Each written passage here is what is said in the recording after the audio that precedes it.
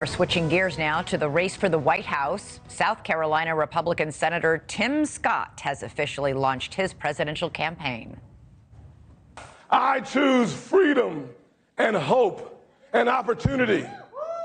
Will you choose it with me? Scott addressed his supporters earlier today at his alma mater, Charleston Southern University. The 57-year-old lawmaker is the Senate's only black Republican. He is running on the message of faith in America and promising to bring conservative values to the White House. But he will need to stand out in a growing field that includes South Carolina rival Nikki Haley and former President Donald Trump, to name a few. Trump already holds a strong lead in recent polling. NewsNation's Kellie Meyer has more on the announcement today and the race for the Republican nomination. Hey, Kellie. Hey, Elizabeth. Well, this was really Senator Scott's chance to show the American people who he is, and he took the opportunity to share more about his personal life right from the place where he grew up.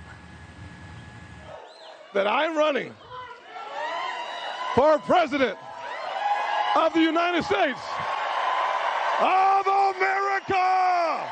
South Carolina Senator Tim Scott officially entering the 2024 presidential race. God bless you. Thank you so much.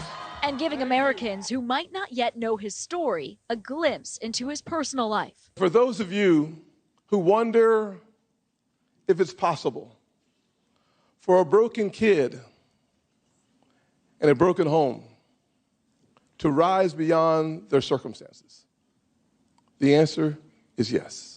The 57-year-old telling the story of growing up in poverty in North Charleston, raised in a single-parent household. Mom, I love you.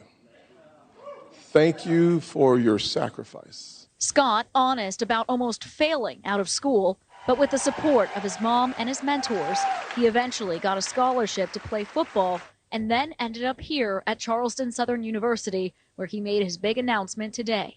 I'm living proof that America is the land of opportunity and not a land of oppression. Scott has been serving in the U.S. Senate for the last decade, appointed by then South Carolina Governor Nikki Haley, who he will now be running against in the race for the Republican nomination. In the Senate, he spearheaded police reform talks that ended in 2021 with no deal, sharing with me then his disappointment. Why would you walk away from solutions that addresses the challenges faced by the communities? I don't know. Now he's preparing to take on the growing field of high-profile GOP candidates as he hopes to make history as the first black Republican presidential nominee.